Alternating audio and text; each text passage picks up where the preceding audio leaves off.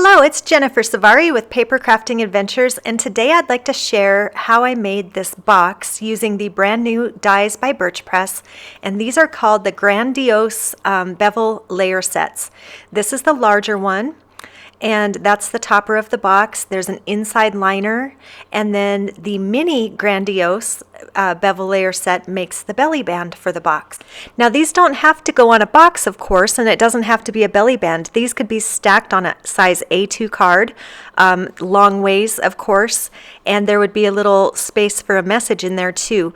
There are so many different ideas at the Birch Press Design blog, so I will leave a link below so you can see what I mean by that. Today I used a craft, a gold, and a vanilla, and then I used the gorgeous paper from Dashing Holiday, which is Memory Box's new 6x6 paper pad, and I just loved the poinsettias. So in addition, in the red box that you'll see, I used the Birch Press Design Swiss Dot papers. Now these papers are so vibrant, they're just beautiful, and they can be purchased at Birch Press Design. I've also created this box based on the dimensions of these dies. So there's a link below where you can get those dimensions on everything from cutting to scoring, and these boxes really do come together very quickly. So here you see I'm just scoring based on the little sheet that I have made, and just basically scoring 3/4 of an inch on each side. And then this is going to be I call it the large belly band. And I wanted to take a minute to explain this because see how this bumps out a little bit? If you push it all the way back to the center, and if you bump it out a bit, you'll see exactly where I kind of put it right there at that edge right before the first one, and that's where I did that first score. Now my sheet will say bump back. This is what I mean, bump it back and then do the next score. So then we're going to score it at 4 1/4, and then it says bump out, and we want to bump it out just a little bit. It's probably about a 1/16 of an inch, but it makes a difference because we're wrapping papers around each other, so we want to leave a little bit of space for that to work properly with the measurements. So then it just says bump back, so bump it back in, and then you can do the last score. You know, as I was creating these, I couldn't believe the difference that made. So, you know, do that. Now, notice on this one, I start with the short end and then flip to the long end. That's how the sheet works. And just simple little scores. This is the belly band. If you had a 12-inch sheet of paper, you know, you could account for the inch at the end, but the inch on this belly band is a little bit shorter because I'm using an 8.5 by 11, and it doesn't show. So then I just scored everything, and scoring in this circumstance, I think in all circumstances, but especially when making boxes, it makes the difference between the box looking crisp and the box looking just kind of like a box, like a handmade thrown together box. The scoring really adds a crispness that is very important. And I remember when I bought this bone folder, it was kind of a large purchase for me, and I am so glad I did. It's a good one, and I'll link that below too. So I wanted to show when you're cutting the slits for the box. If you cut them and take your time to cut them the same, your box ends are going to look the same. See the one on the right? I cut that a little less than I cut the other ones. So I just make sure to take my time with this step to make sure and just try to get it as, you know, straight as I can and the same.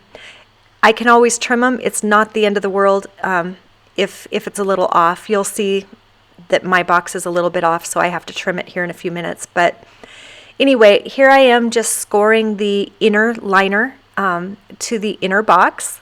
And I'm doing this before I cut it because scoring those little flaps are something that I would tend to not do.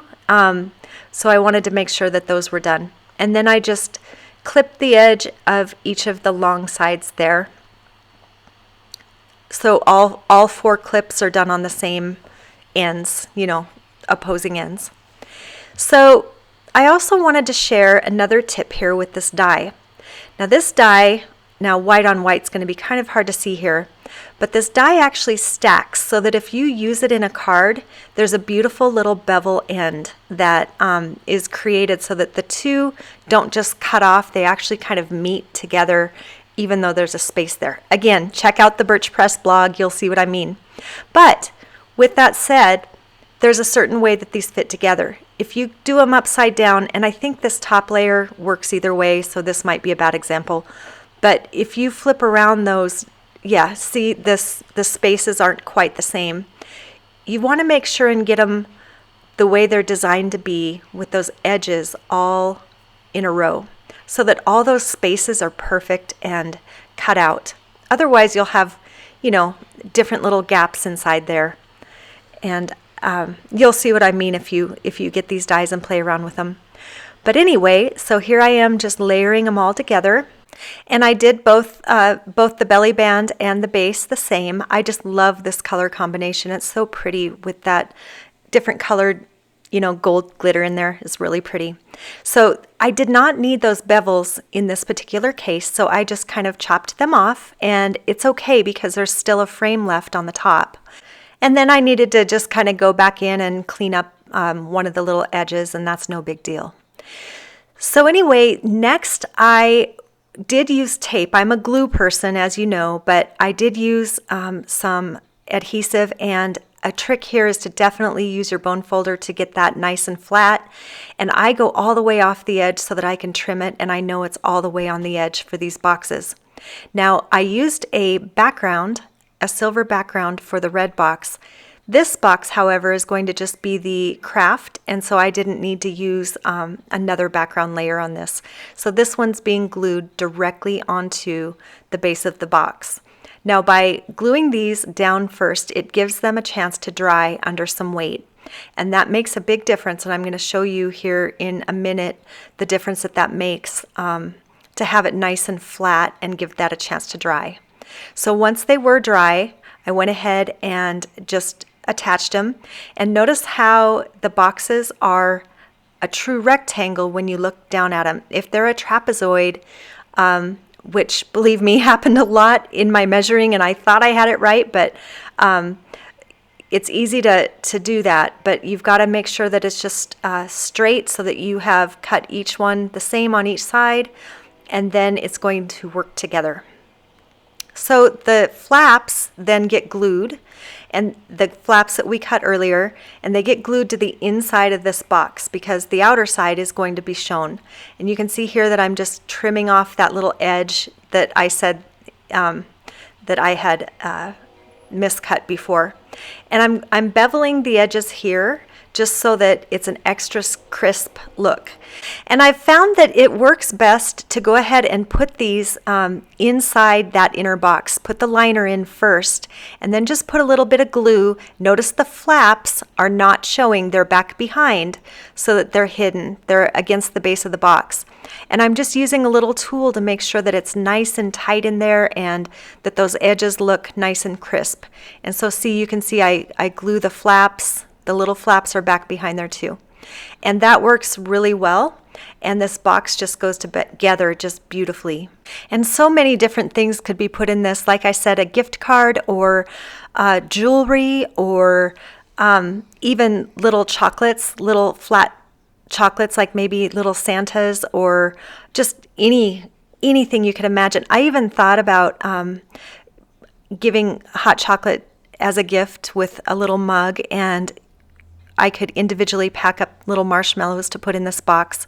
I'd want to seal them so that they stay fresh, but it's a really great size for a lot of different things. A thin pair of socks I think would fit, but it's I think 0.75 or 6/8 of an inch thick, so keep that in mind. And it could easily be made larger. It would just be based on different dimensions. I wanted to show here, see this red belly band. I glued the belly band together and then put the top on, and you can tell that it makes a difference. That had that slight curve there. It still is a beautiful box, but I wanted to just kind of show you the difference of why I glued those down to put them under some weight to dry before I assembled the box and the band. So those are the boxes. I hope you give this a try. They really do go together quickly, especially if you're making a whole bunch of them all at once. I hope you have a great day. See you again soon.